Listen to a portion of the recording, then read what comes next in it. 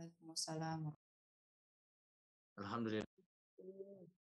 Wassalatu wassalamu ala Rasulillah wa ala alihi wa sahbihi wa mawala wa la haula wa la quwata illa billah. Recording in progress. Bersyukur pada Allah Subhanahu wa taala kembali tanpa mengurangi terus kesemangatan kita dalam mengarungi kehidupan yang penuh dengan ujian, ya. Tentu kita akan senantiasa mengisi kehidupan ini dengan banyak kebaikan dan kemudian meningkatkan kapasitas kita, ya, di hadapan Allah menjadi orang-orang yang hamba-hamba yang senantiasa meningkatkan keilmuan kita, pemahaman kita dalam kehidupan ini sehingga bisa menjadikan kita semuanya orang-orang yang terpahamkan dengan Al-Quranul Karim, insyaallah. Salam salam tentu semoga Allah sampaikan kepada Nabi Muhammad SAW. Baik, mari kita buka kajian kita sama-sama baca basmalah. Bismillahirrahmanirrahim. Baik, Bapak Ibu sekalian, mari kita dengarkan tilawatul Quran yang akan dibawakan oleh Ustaz Hafi Al-Furqan. Kepada beliau kami persilahkan.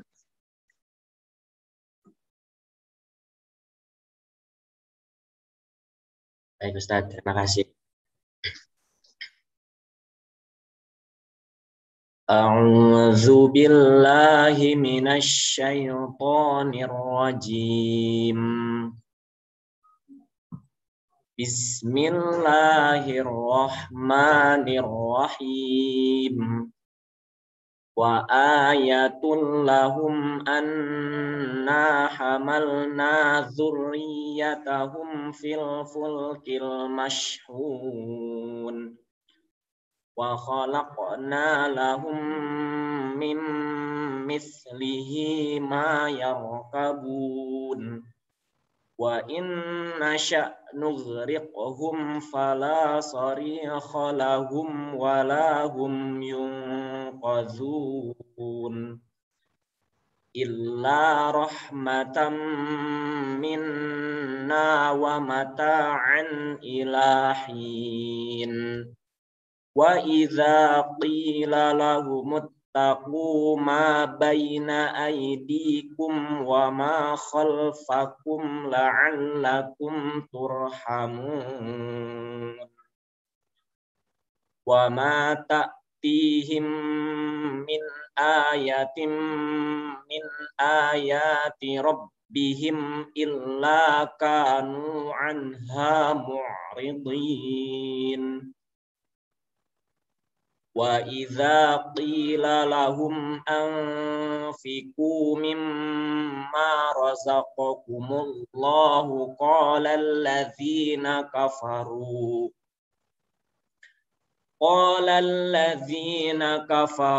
lilladzina amanu anut'imu man law yasha'ullah man law yasha'ullahu at'amahu in antum illa fi dhalalim mubin. Wa yaquluna mata hadzal wa'du in kuntum shadiqin. Ma yanzuruna illa sayhatan wahidatan ta'khudhuhum wa hum yakhisimun.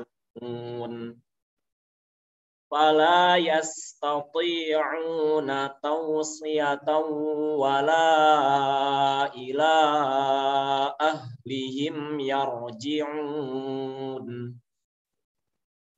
Wa nufikha fis suri fa idza hum minal ajdathi ila rabbihim yansilun.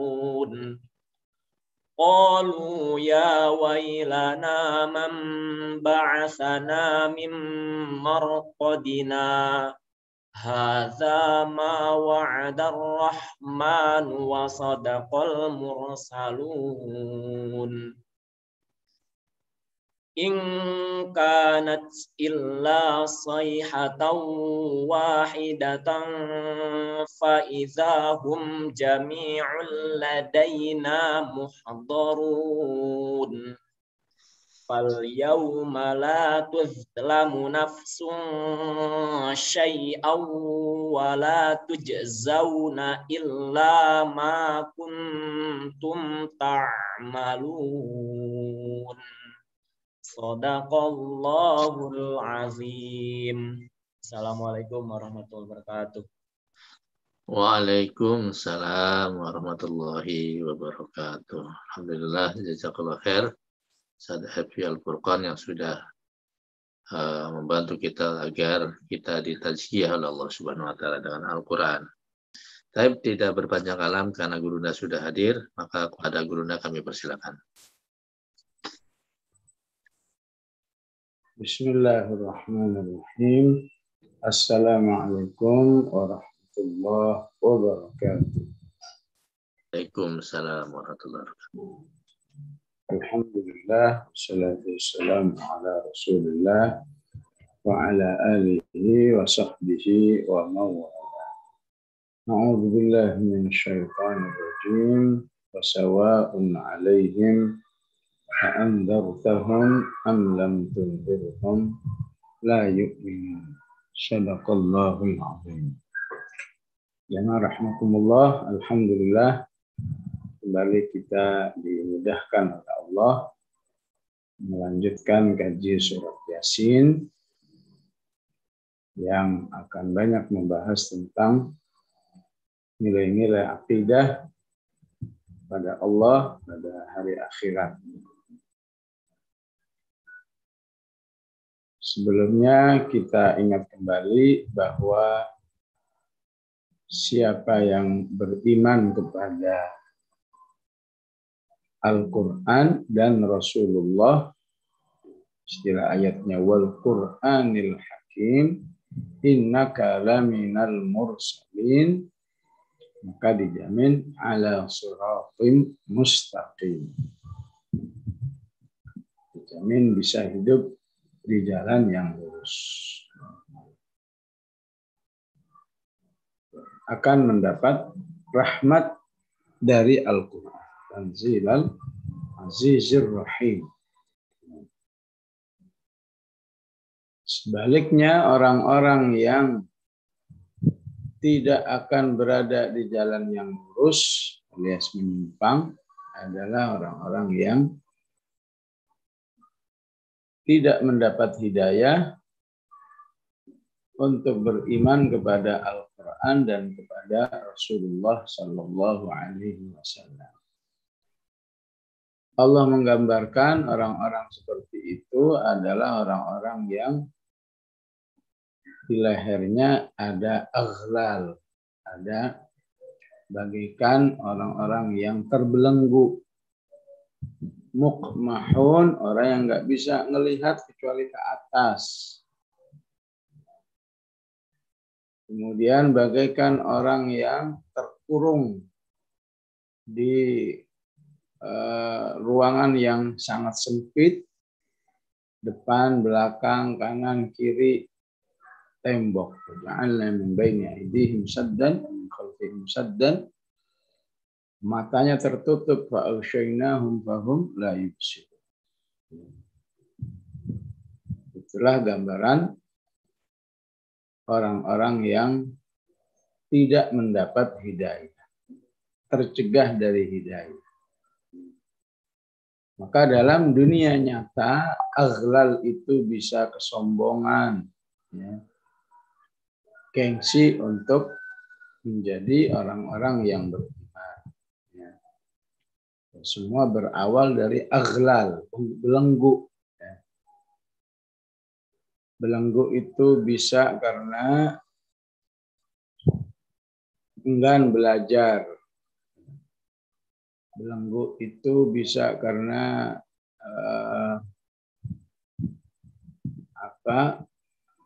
terfitnah oleh penyampai dakwah itu, seperti yang disebut nanti di ayat ini, ya, In antum illa basyarum mithluna. Kamu kan cuma orang-orang biasa.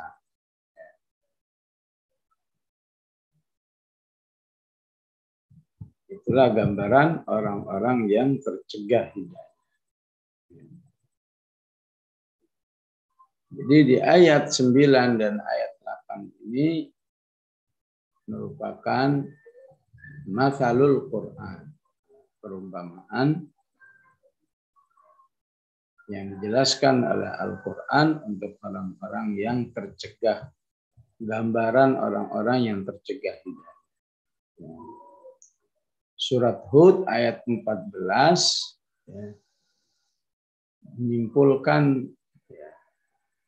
menyimpulkan satu kesimpulan, intinya nggak mau ilmu, menolak ilmu, di mana ilmu itu utamanya adalah datang dari Allah karena Dia yang Maha berilmu. Sering kita baca dengan kata Al-Alim. Hud 14 mengatakan fa illam yastajibu lakum fa'lamu annama unzila bi'ilmillah. Kamu mau sesuatu yang ilmiah, terimalah Al-Quran. Terimalah hidayah Allah Subhanahu wa ta'ala. Kalau katakan hasilnya adalah wa alla ilaha illahu, engkau beriman tidak ada Tuhan selain Allah, fahal antum muslimun.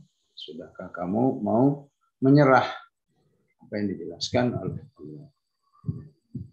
Al-Qasas ayat 50 juga menyimpulkan.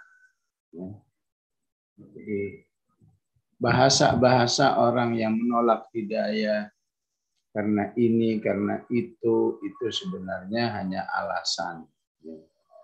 Intinya dia hanya ingin hidup bersama hawa nafsunya. Bukan hidup bersama Allah pencipta diri. Fa illam yastajibu laka fa'lam annama yattabi'una ahwa'ahum. Siapa yang menolak Al-Quran, menolak Rasulullah, sesungguhnya hanyalah ingin hidup dengan hawa nafsunya. Jadi intinya karena kebodohan dan hawa nafsu, manusia hidup bagaikan terbelenggu, nggak bisa lihat ke kanan, ke kiri, ke bawah, hanya ke atas. Muqmahun. Terkepung oleh tembok-tembok yang kuat di belakang dan depannya. Ja'alna min baini aydihim saddan an khalfihim saddan, sehingga nggak bisa melihat apa-apa. Fa'usyainahum fahum la yubsirun. Tentu kita harus bisa mengambil nasihat dari ayat ini, yang insya Allah dalam skala besar kita sudah aman, walaupun kita berharap diteguhkan oleh Allah. Skala besar itu apa? Ya, artinya tidak beriman kepada Allah, tidak beriman kepada Rasulnya, tidak beriman kepada Al-Quran. Kita sudah beriman. Ya. Maka kita harus mewaspadai kondisi ini, ya, menjadi manusia yang terhalang oleh hidayah, ya, sampai skala yang terkecil. Ya. Dari orang-orang beriman yang sudah sholat, yang sudah puasa dan seterusnya, tidak sedikit yang masih belum bisa menerima, menjadikan Al-Quran sebagai pedoman hidup rumah tangga, pedoman hidup masyarakat, pedoman hidup negara. Insya Allah kita sudah bisa, ya, sudah mendapat hidayah itu dari Allah. Ya. Maka kita mewaspadai, ya, tercegahnya hidayah dalam skala-skala kecil. Ya. Apakah misalnya Kalau kita baca surat As-Sajdah, tatajafa junubuhum 'anil madaji'. Orang-orang bertakwa itu jika saatnya sholat malam tidak lagi bisa menikmati tidur. Itu yang dimaksud dengan tatajafa junubuhum. Lambungnya menjauh. Lambung menjauh itu gambaran dia sudah tidak menikmati lagi tidur. Apakah dalam berinfak, apakah di dalam berbuat baik kepada keluarga, suami kepada istrinya, istri kepada suaminya, ya itu juga banyak tuntunan-tuntunan Al-Quran agar menjadi pasangan yang sebaik-baiknya sesuai dengan penjelasan dari Al-Quran. Belum terlaksananya nilai-nilai akhlakiyat di dalam kehidupan kita, dalam detail-detailnya harus diwaspadai. Apakah itu menjadi waja'alnal aghlala fi a'naqihim.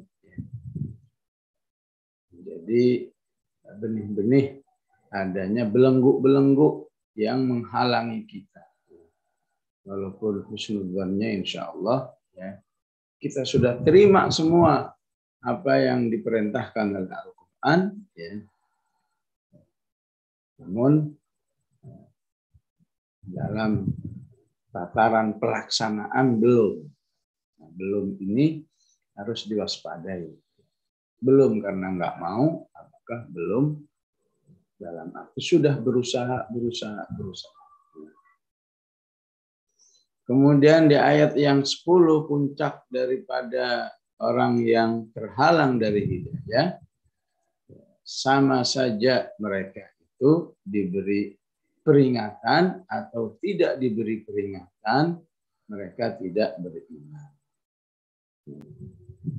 Jadi kata kuncinya beriman kepada Al-Quran, beriman kepada Rasulullah, ya, sehingga berada dalam ala siratul mustaqim itu adalah ya, tersentuhnya diri manusia itu dengan ayat-ayat inzar, ayat-ayat yang memberi peringatan, sebagaimana mereka yang tidak beriman kepada Allah tidak menjadi satu nasihat apapun bagi dirinya ayat-ayat inzar. Karena itu penting juga kita mengacak diri kita saat membaca misalnya alhaakumut takatsur hatta zurtumul maqabir. Mana inzarnya di ayat ini? Inzarnya hati-hati kalau sudah hidup di alam kubur. Bukti bahwa inzar ini peringatan jangan sampai gagal hidup. Ya. Yang keberapa ini?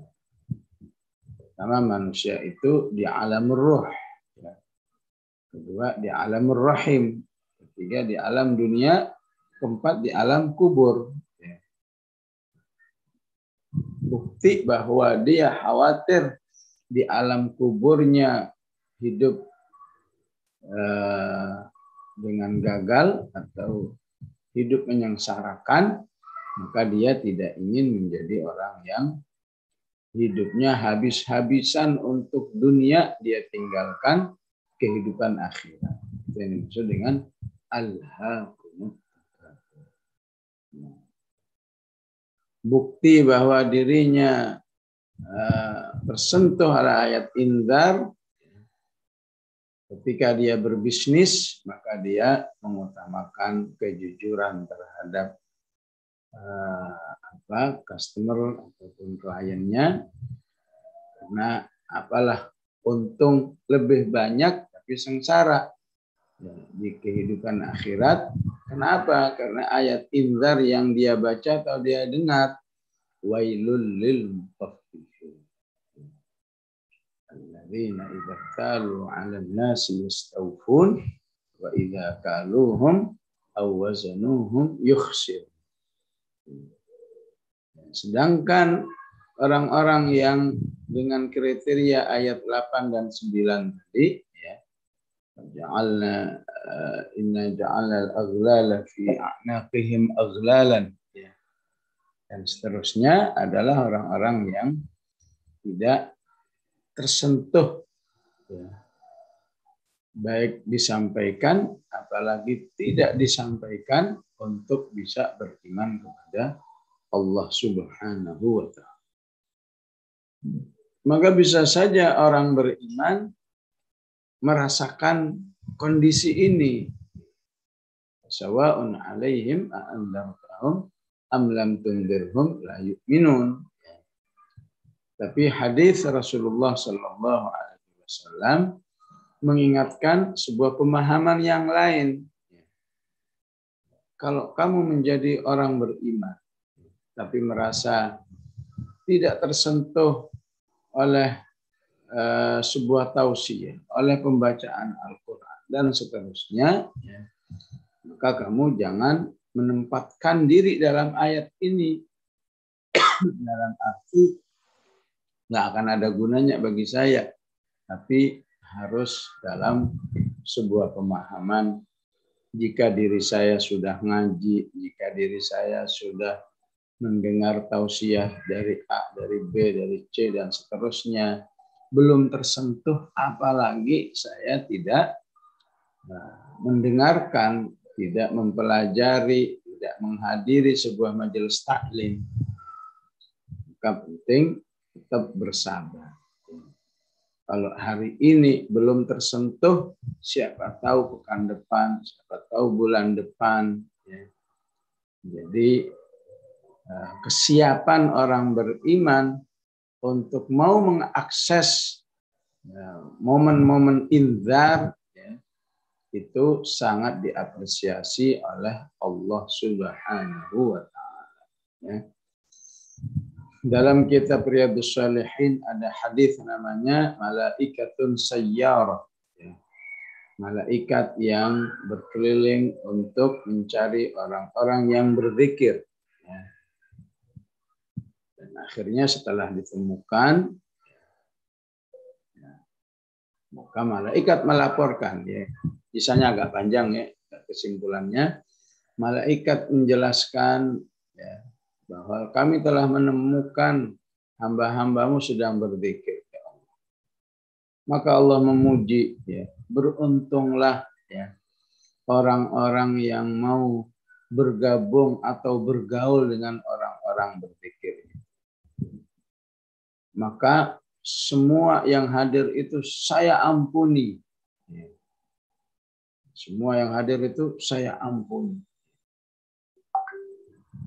Padahal semangat hadirnya itu nggak sama, ya.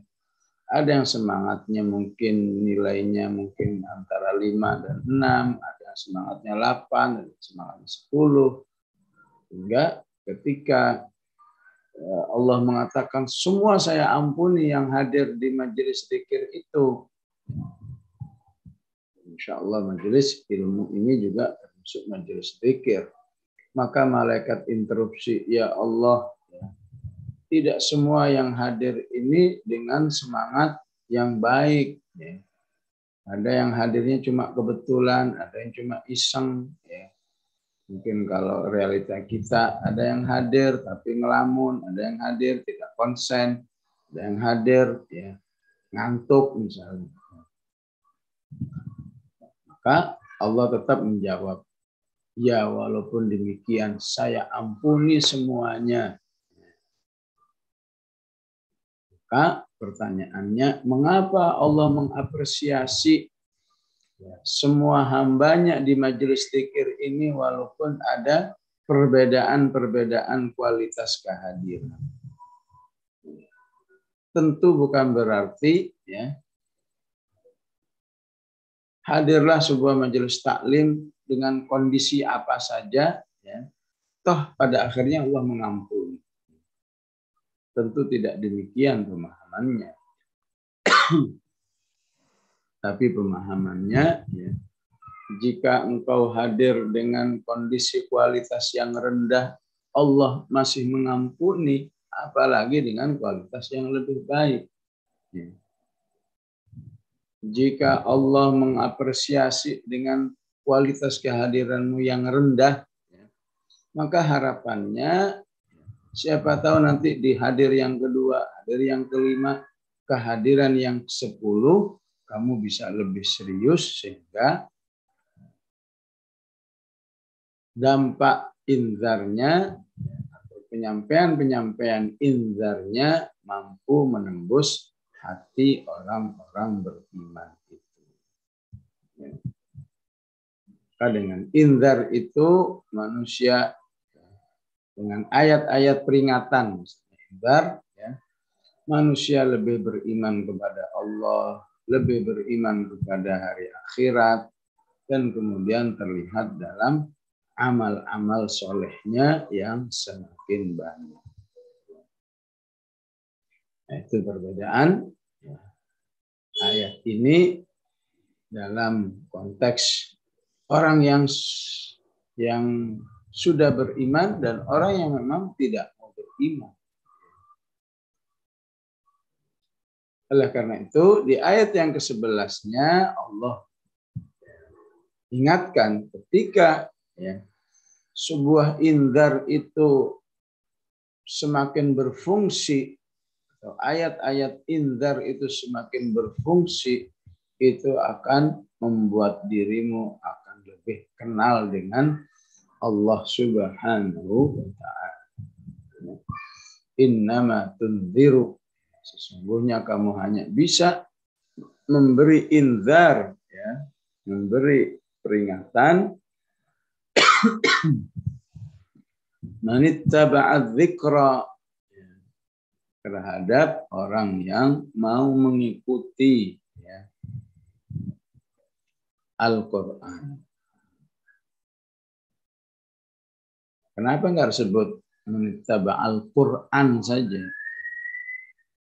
Agar pemahamannya lebih luas. Semua yang mengingatkan kita kepada Allah, baik Al-Quran yang langsung apapun tidak langsung, maka itu berarti az-zikra. Mungkin sekarang ini zikra-nya dalam bentuk kajian surat Yasin. Mungkin besok zikra-nya dalam kajian hadis. Mungkin besok zikra-nya dalam khutbah Jumat. Apa saja, ya, diungkapkan dengan kata az-zikra agar memiliki variasi pemahaman yang sangat luas. Innama tunziru man ittaba'a dzikra wa khasyiyar rahmana bil ghaib, dan takut kepada Allah dengan ghaib. Maka orang ini berilah kabar gembira dengan ampunan Allah. Fabasyirhu bimaghfiratin. Ini menunjukkan bahwa sebaik apapun manusia itu pasti ada salahnya. Cuma kalau sudah berusaha dalam kebaikan, kesalahan-kesalahan itu sudah langsung disediakan ampunan. Sehingga di satu sisi manusia nggak boleh bangga dengan capaian-capaian kebaikannya. Di sisi lain, kekurangan-kekurangannya sudah disediakan ampunan oleh Allah. Fabasyirhu bimaghfiratin wa ajrin.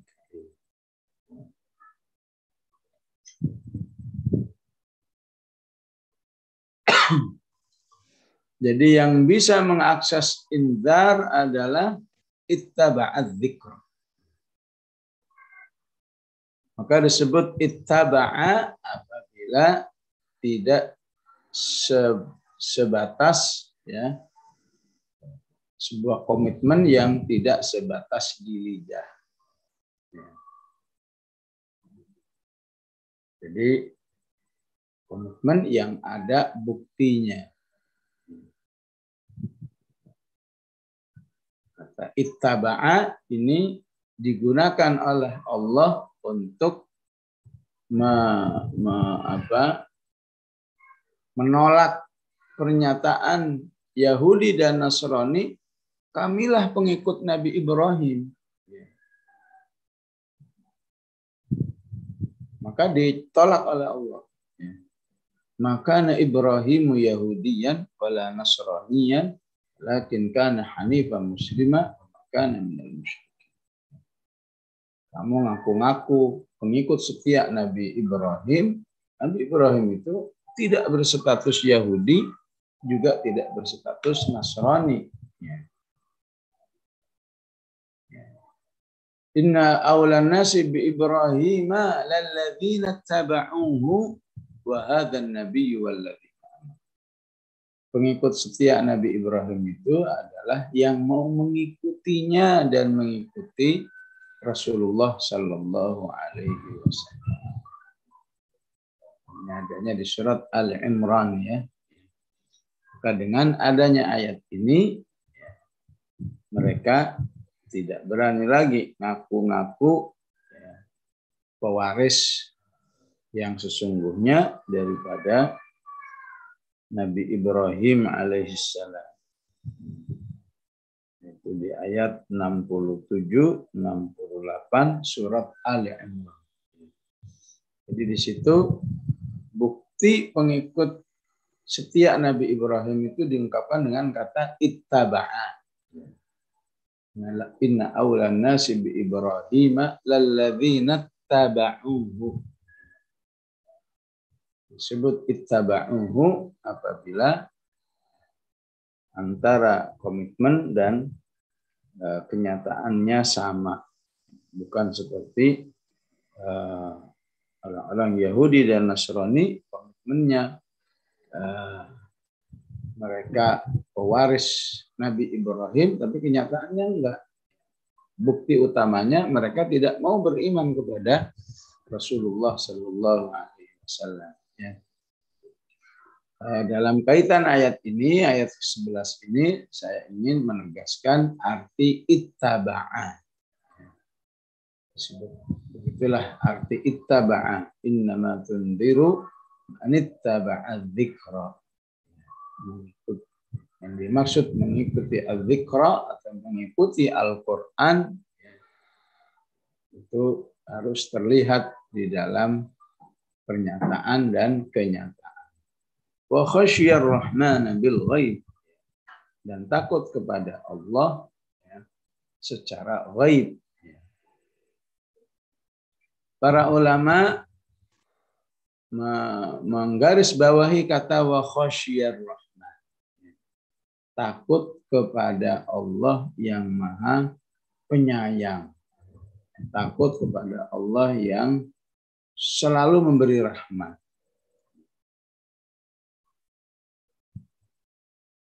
Secara umum, sesuatu yang ditakuti itu sesuatu yang menakutkan.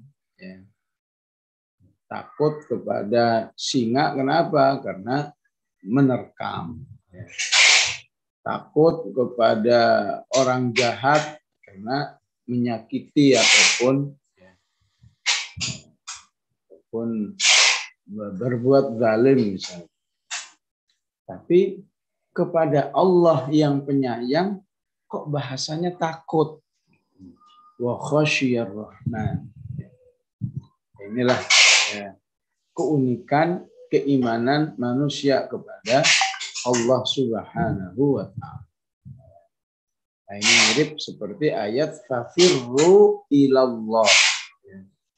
Manusia itu lari, kalau sudah saya lari dari singa, maksudnya menjauh dari singa.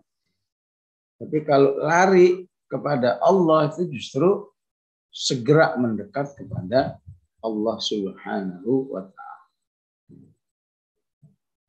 Dengan sering bersegera mendekat kepada Allah, manusia akan semakin termulia. Ya. Nah, mirip ayat ini. Di satu sisi Allahnya penyayang, di sisi lain manusianya punya rasa takut. Bagaimana pengertiannya? Maka pengertiannya agar di dalam kata ini, dalam penjelasan ini, manusia punya rasa apa? Punya rasa roja dan al-khauf, ya. Punya rasa harap, punya rasa takut. Khosyanya itu takut, rahmannya itu roja. Ya, begitulah di dalam adab takut kepada Allah. Artinya memang saya takut kepada Allah. Tapi saat saya takut kepada Allah, disitulah Allah akan sayang kepada hambanya. Bukan seperti kita takut kepada manusia yang jahat itu, yang suka melukai orang yang lewat misalnya. Maka takut kita kepada makhluk seperti itu, justru kalau kita tidak waspada, kita bisa terluka, kita bisa dianiaya dan lain sebagainya. Takut kepada Allah yang bersifat Rahman, ya, justru rasa takut itu akan semakin memuliakan manusia di sisi Allah Subhanahu wa Ta'ala. Ya, tentu ada sebuah hadis di Bukhari yang ibrahnya tidak untuk ditiru, tapi ibrahnya untuk diikuti, ya. Diikuti rasa khasyahnya, ya. Jadi di hadis Bukhari Rasulullah menjelaskan, ya, adalah seorang Banu Israil, ya, berwasiat kepada anak-anaknya, nanti kalau saya mati, ya, bakar jasad saya, kemudian abunya kamu lempar ke laut. Maka Rasulullah menjelaskan bahwa kemudian orang ini setelah diperlakukan sesuai dengan pesannya oleh anak-anaknya, orang ini ditanya oleh Allah, wahai fulan, kenapa kamu harus berpesan seperti itu? Ya. Maka orang ini menjawab, ya, saya berpesan seperti itu ya Allah karena saya takut sekali, ya, saat-saat nanti ketika saya harus bertemu denganmu ya Allah. Ya, alasannya apa? Karena saya takut ya Allah. Ya. Maka ketika Allah mendengar hambanya itu mengatakan takut, ya, maka Allah mengatakan, kalau begitu saya ampuni semua dosa-dosa. Persis ayat ini kan, ya, orang yang takut kepada Allah, abasyirhu bimaghfirah. Ya. Berilah kabar gembira dengan ampunan dan pahala yang. Ini hadis di Bukhari, ya. Terus sekali lagi, ibrahnya bukan kepada teknisnya itu. Kalau tes secara teknis itu istilahnya syariat zaman dahulu yang tidak boleh dilakukan, ya. Justru yang melakukan seperti itu sekarang orang Hindu, ya. Tapi nggak punya tujuan seperti di hadis ini. Ibrah dari hadis ini betapa mulianya manusia yang bisa punya rasa takut kepada Allah Subhanahu wa Ta'ala, ya. Oleh karena itu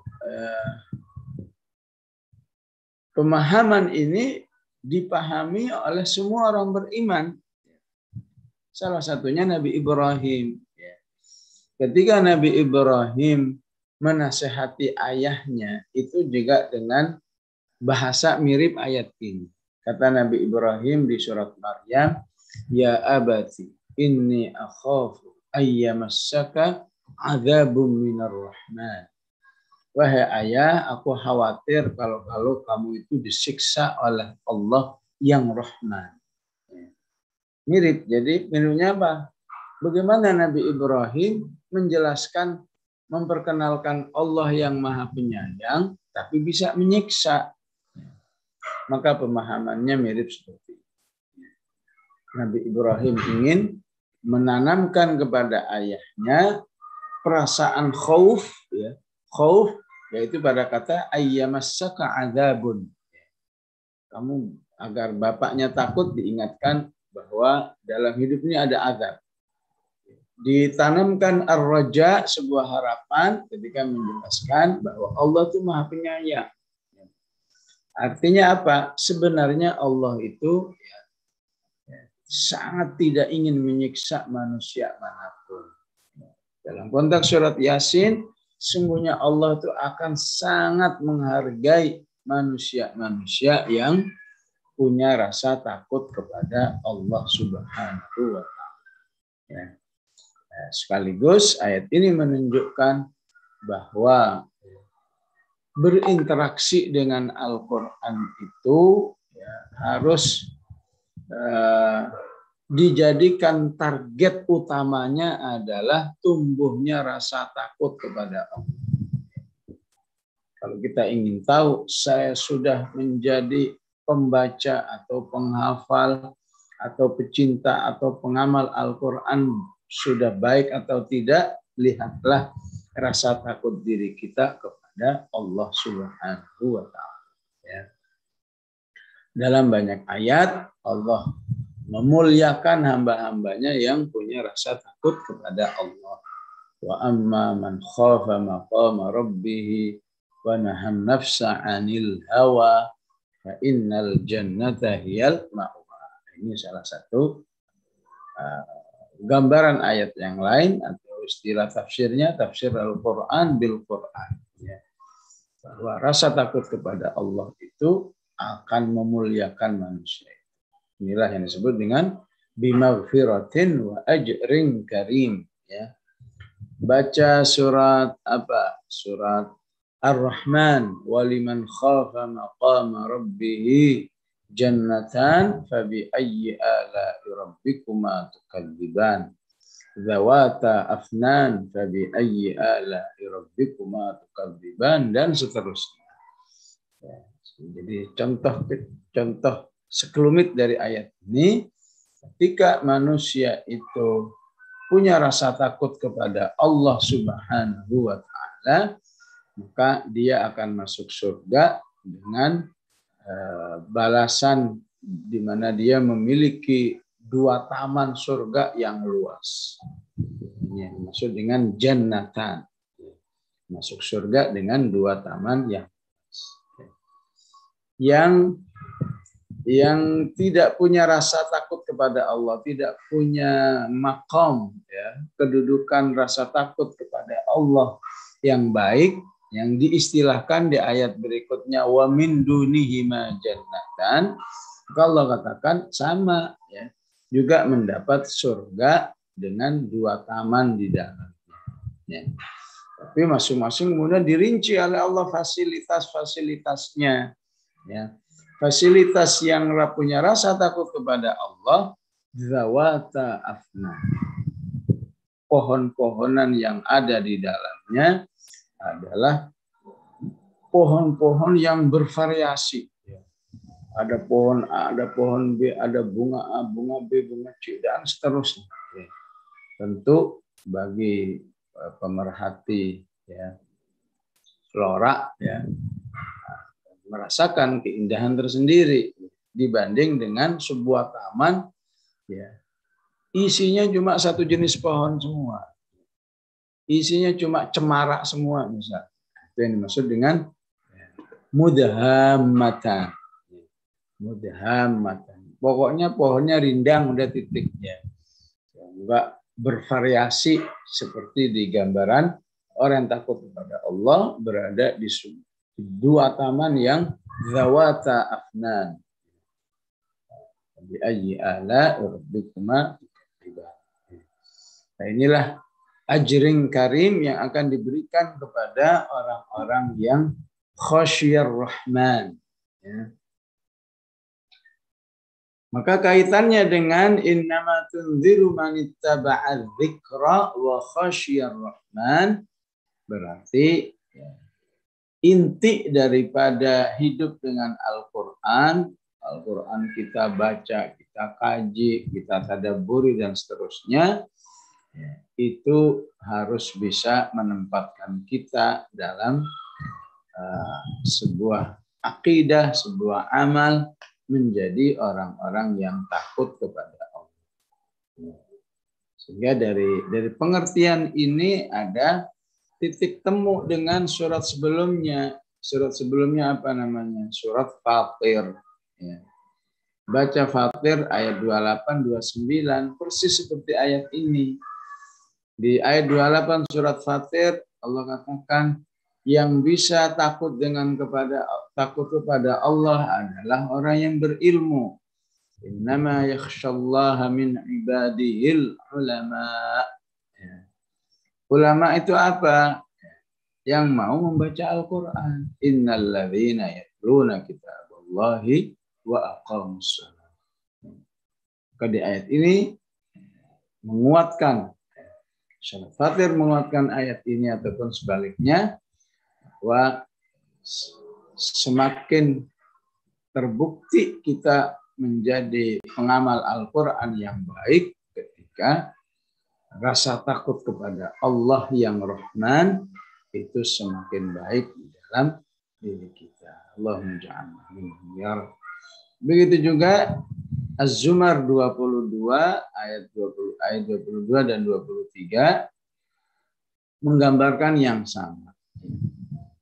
Bahwa bukti Al-Quran telah memberi manfaat yang besar kepadamu, terlihat adanya rasa takut kepada Allah. Allahu nazzala ahsanal hadithi kitaban mutasyabihan mathaniyah taqsha'irru minhu juludul ladzina yakhshawna rabbahum thumma talinu juluduhum wa qulubuhum ila dzikrillah. Allah turunkan Al-Quran ini agar kamu ulang-ulang terus. Diulang membacanya, diulang menghafalnya, diulang tadabburnya, diulang pengamalannya, diulang-ulang memahaminya. Maksud dengan mathani, ya. Semua terkait Al-Quran harus mathani, harus diulang-ulang, nggak bisa sekali. Baca lagi, tadabburi lagi, pahami lagi. Ya. Insya Allah akan menghasilkan yakhshawna rabbahum thumma talinu juluduhum wa qulubuhum ila dzikrillah. Maka yang diinginkan oleh Allah rasa takut yang bil ghaib. Bil ghaib ini memiliki dua pemahaman, jamaah rahimakumullah, ya. Pemahaman yang pertama, takut kepada Allah walaupun ya, Allah itu sendiri dengan segala penjelasannya ghaib. Orang beriman dengan Al-Quran itu sudah bisa merasakan takut. Ghaib dalam arti ya, tidak dijangkau ya, walaupun tidak terjangkau oleh panca indera. Oleh karena itu Allah sangat bangga terhadap orang beriman yang punya rasa takut seperti ini, ya. Nggak ngelihat aja udah kayak melebihi orang melihat, ya. Seperti dalam hadits sahih di Riyadhus Shalihin, Allah bertanya kepada malaikat, wahai malaikat, ya, hamba-hambaku itu kok begitu serius sih minta selamat dari api neraka? Memang dia pernah lihat api neraka? Enggak pernah ya Allah. Kalau pernah melihat, mereka akan lebih dahsyat lagi berdoanya. Jadi kenapa? Ya karena mereka beriman dengan ghaib. Kalau begitu mereka saya ampuni dosa-dosanya. Jadi di dalam diri ini sebenarnya sudah ada software untuk beriman kepada ghaib. Allah itu sendiri ghaib dan semua yang dijelaskan oleh Allah itu ghaib, ya. Bahwa ada hari kiamat, ada hari kubur, ada hari kebangkitan, ada surga yang isinya begini, yang isinya begitu, neraka isinya begini, isinya begitu. Itu semua ghaib. Tapi karena semua berawal dari Ar-Rahman, keyakinan manusia bahwa ini dari Allah yang maha benar, Shadaqallahul Azim, maka semua yang dijelaskan itu betapapun semuanya gaib, maka dia beriman yang bisa berdampak kepada rasa takutnya kepada Allah Subhanahu wa Ta'ala. Ini yang sulit dipahami oleh orang-orang yang tadi, ya. Wa ja'alna min baini aydihim saddan wa min khalfihim saddan, ya. Barangkali di antara kita pernah mendengar ceramah tokoh politik, ya, ibu tokoh politik yang melecehkan orang-orang yang beriman kepada hari akhirat, yang merasa sok katanya sudah mengalaminya. Bukan sok mengalami, tapi karena semua penjelasan itu dari Allah yang memang gaib, ya. Sehingga apapun yang gaib, kalau itu dari Allah, kita meyakininya, dan kemudian kita takut dengan penjelasan-penjelasan yang membahayakan. Pemahaman yang kedua, yang dimaksud bil ghaib itu, ya, tetap takut kepada Allah Subhanahu wa Ta'ala, ya, betapapun dalam kesendiriannya, ya, aman dari penglihatan manusia, ya, bahkan mungkin aman dari resiko-resiko yang mungkin terjadi. Tapi karena tetap takut kepada Allah, dia tidak mau melanggar perintah atau larangan Allah Subhanahu wa Ta'ala. Ya. Contoh dalam hal ini adalah kisah Nabi Yusuf alaihissalam. Ya. Betapapun peluang berzina bagi Nabi Yusuf itu, ya, sudah sangat safety, ya. Sudah sangat safety, udah nggak mungkin diketahui oleh siapapun. Ya. Tapi wa khasyiyar rahmana bil ghaib, yang ada dalam dirinya itu menjauhkan atau menolak, ya, menjadikan dirinya tidak mungkin berbuat zina. Dan saat perasaan itu ada, maka Allah menolong. Kadzalika linasrifa anhu su'a wal fahsya, maka kami tolong manusia itu, Nabi Yusuf itu, jauh dari kejahatan itu.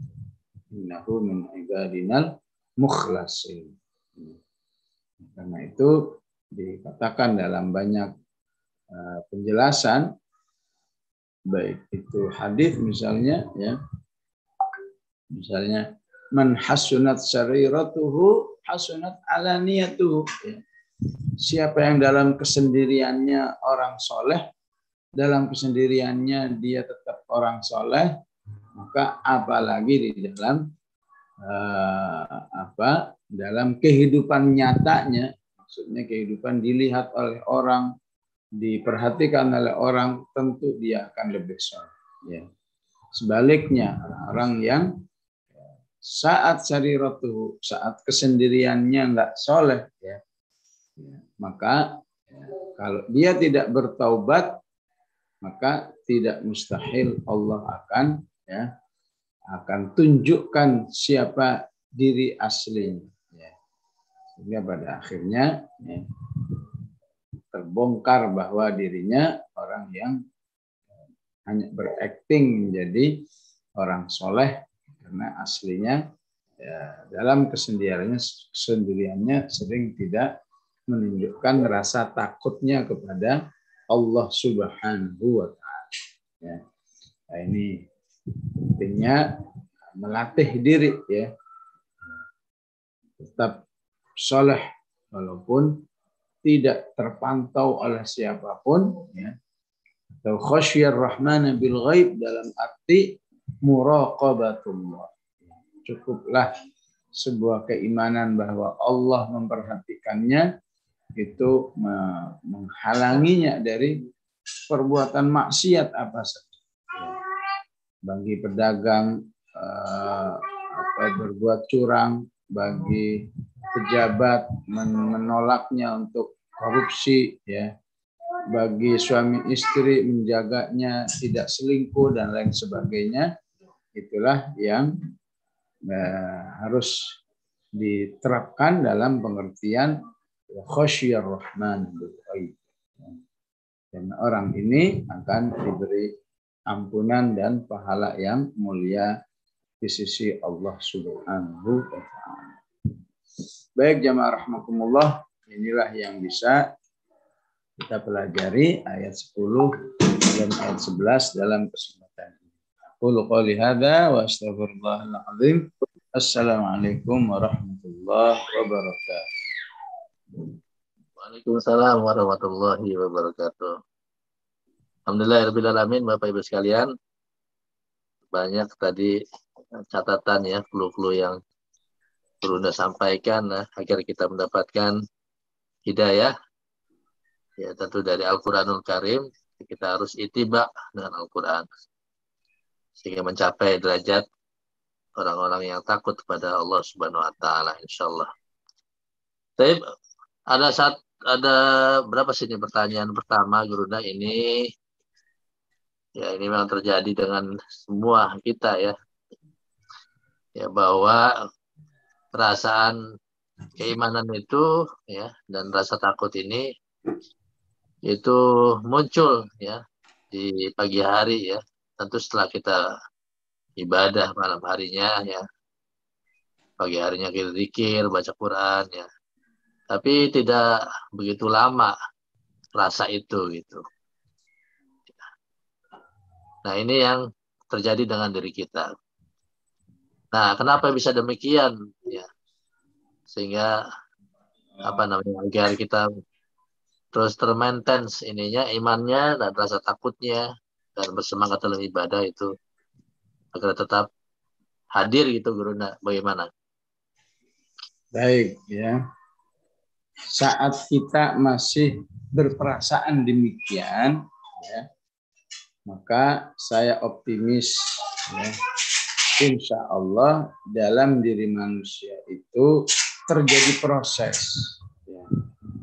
Saat kita sadar kok saya begini ya, pagi saat dengar tausiah, saat dengar bacaan Al-Quran ya, Masya Allah dekat kepada Allah, tapi begitu siang kesadaran ini insya Allah sudah menunjukkan adanya satu sidqul iman ya. Keimanan yang jujur yaitu dalam kesadaran dan pengakuan. Maka kalau dia merasa ada kesadaran dan pengakuan ya, maka cobalah mengadu kepada Allah. Ya Allah tolonglah diri saya. Ya Allah ampunilah diri saya. Dan seterusnya begitu. Insya Allah apa yang dirasakan itu hanyalah sebuah proses. Ya. Mungkin butuh kali yang ke-50 insya Allah ya, menjadi orang yang terus dalam kebaikan. Mungkin butuh kali yang ke-100 ya, menjadi orang yang selalu dalam kebaikan atau dalam athar ya, apa yang dia rasakan dari Al-Quran. Sebaliknya yang bahaya itu ketika semua perasaan itu tidak ada dalam dirinya. Dia merasa saya baik-baik aja kok. Nggak ada tuh perasaan kok diri saya begini ya. Saat lagi ngaji, Masya Allah, imannya rasanya naik. Selesai ngaji, nggak ada tuh perasaan. Nggak ngaji pun dia merasa baik-baik aja. Bermaksiat pun dia merasa baik-baik aja. Saya kan sudah beriman. Saya kan juga udah sholat. Jadi ketika tidak ada perasaan ya, bersalah, tidak menyadari dirinya bersalah, justru itu menunjukkan ya, satu penyelewengan yang nyata dalam diri manusia. Orang munafik disebut munafik karena apa? Karena nggak merasa. Kalau masih merasa jangan-jangan saya munafik, insya Allah aman. Ya. Amannya apa? Insya Allah dia berusaha supaya nggak munafik. Ya. Orang munafik nggak tahu dirinya munafik, nggak nyadar dirinya munafik, ya itu memang munafik asli. Kalau nyadar, kayaknya saya ini munafik, Pak. Berarti saya harus memperbaiki diri saya. Ketika manusia mengkhawatirkan, jangan-jangan saya gila. Ya, dia otomatis akan berobat. Tapi kalau gila beneran itu nggak nyadar. Yang tahu gila, yang tahu dirinya gila hanya orang.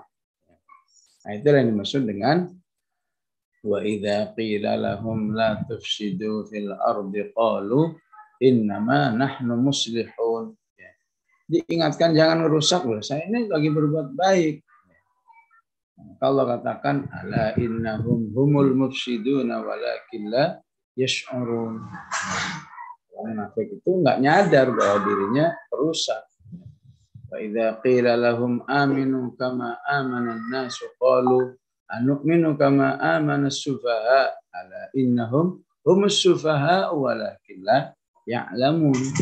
Kalau masih merasa itu insyaallah jangan putus asa, terus berusaha, terus berdoa. Saatnya ada satu saat pasti Allah akan menolong kita. Kita betul-betul meraih semua nilai-nilai kebaikan sesuai dengan yang kita inginkan insya Allah. Begitu insya Allah. Namanya membangun juga nggak ada yang langsung jadi ya. Namanya membangun diri untuk lebih baik itu proses. Ya. Kalau bongkar itu sebentar, ya. Kalau menghancurkan ya itu sebentar. Ya, sabar aja insya Allah ya. Kita akan jadi baik. Masih ada waktu, Guru? Ya, satu lagi boleh. Oke, silakan kalau ada yang bertanya langsung, angkat tangan. Tolong admin nanti dibuka itunya, dibuka unmute-nya.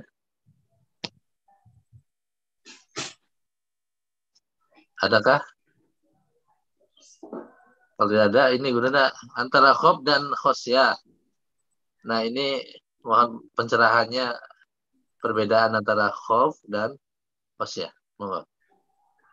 Ya. Dalam surat Ar-Ra'd ya.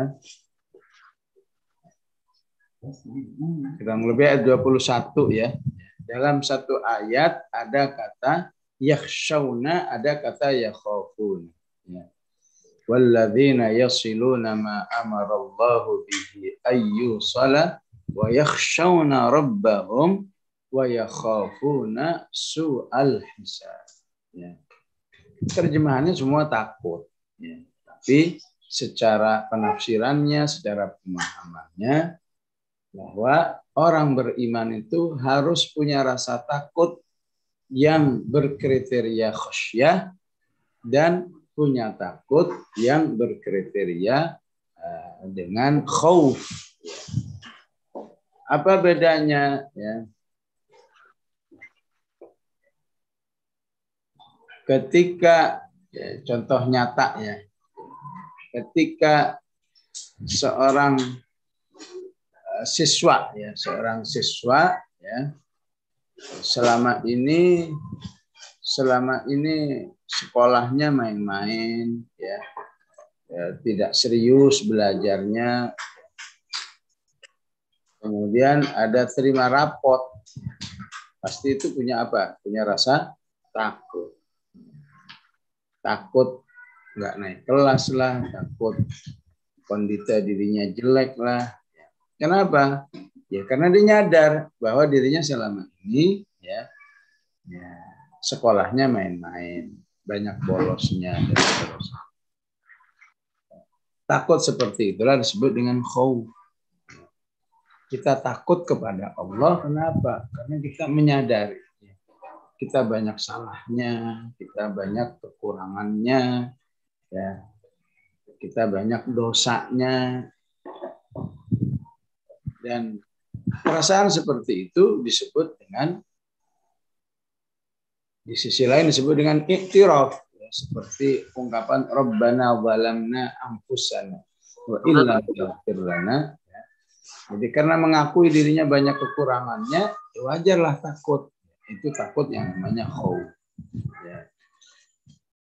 Khasyah itu rasa takut karena rasa kenal. Seorang A, ya, sebutlah si A bertemu dengan si B. Ya. Tadinya si A itu tenang-tenang aja bertemu. Setelah dikasih penjelasan, kamu tahu nggak ya, si B itu seorang katakan orang yang ilmunya sangat tinggi, orang yang sangat rajin ibadah, pokoknya orang yang punya kedudukan sangat mulia begitulah. Begitu diperkenalkan siapa B, maka biasanya manusia itu langsung apakah menjadi takut, ya, takut yang sifatnya grogi ataupun takut yang karena ternyata di hadapan saya ini orang sangat mulia, ya. Tadinya dia, ya, istilahnya mungkin awalnya manggilnya mas aja, ya, mas, canda itu. Begitu tahu bahwa di depan ini bukan orang sembarangan, ini orang yang punya keilmuan, ketakwaan, dan prestasi dakwah yang luar biasa, akhirnya dia istilahnya berubah sikap, ya. Itulah yang disebut dengan khasyah. Ya.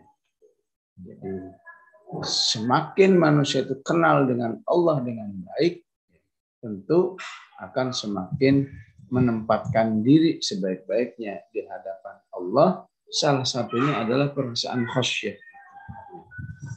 Khasyah itu rasa takut yang ditimbulkan oleh objeknya, ya. Khauf, rasa takut yang ditimbulkan oleh kekurangan dirinya. Ya. Makanya saya katakan orang beriman butuh dua-duanya. Ya. Oleh karena itu kata takut dalam Al-Quran selalu diulang dengan dua kata ini. Ya. Kadang yakhsha, kadang inna fi dzalika la'ibratan liman yakhsha, ya. Fadzakir in nafa'atidz dzikra sayadzakkaru man yakhsha, ya. Kadang disebut dengan yakhaf, ataupun tadi ayat 21 satu ayat disebut dua-duanya. Yakhafuna rabbahum wa yakhafuna su'al hisab. Takut, ya. Yakhshawna rabbahum, takut kepada Allah. Kenapa? Karena dia kenal betul dengan Allah. Wa yakhafuna su'al hisab, takut akan hisab yang jelek karena dia menyadari dirinya banyak kekurangan. Tapi orang yang seperti itu justru aman di sisi Allah Subhanahu wa taala. Ya.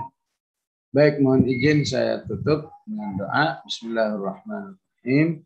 Alhamdulillahirabbil alamin.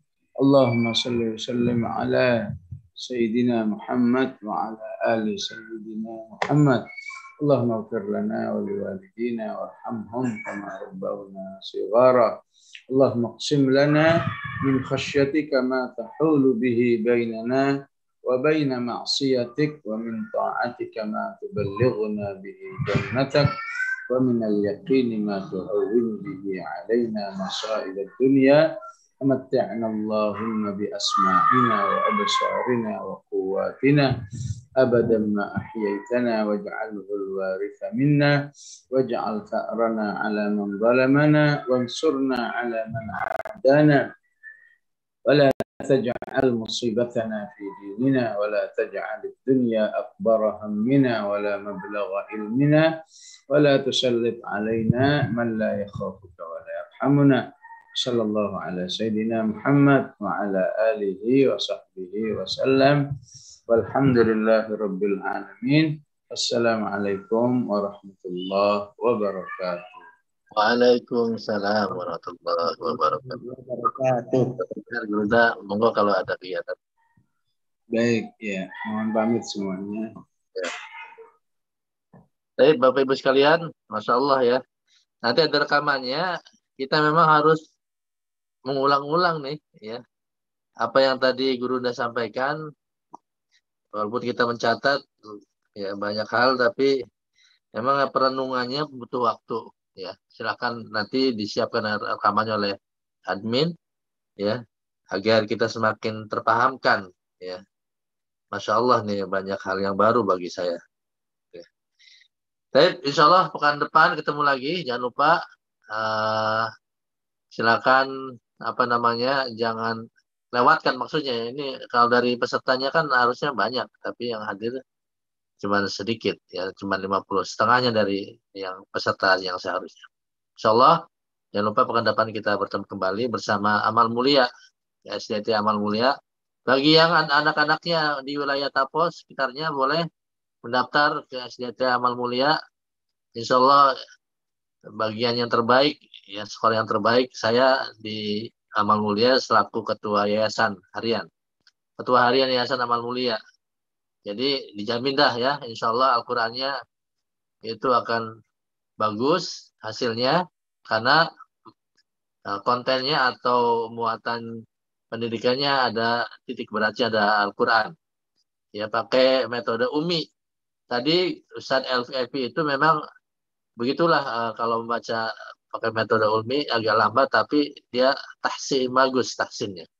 Ya, jadi silakan Bapak Ibu yang punya saudara di sekitar Amal Mulia, ya bersama Amal Mulia, SDT Amal Mulia. Di situ juga ada TK-nya juga, TK ya, TK-nya Radul Afal, dikawal insya Allah oleh RKN. Ya, RKN bersama Amal Mulia insya Allah terdepan di Tapos insya Allah. Baik, mari kita tutup istighfar, tahmid dan doa kabarul majlis. Astagfirullahaladzim wa atubu ilaih. Alhamdulillahirabbil alamin. Subhanakallahumma wa bihamdik, asyhadu an la ilaha illa anta, astaghfiruka wa atubu ilaik. Mohon maaf. Wassalamualaikum warahmatullahi wabarakatuh. Waalaikumsalam. Allah Ustaz. Recording stopped. Barakallahu fikum jemaah.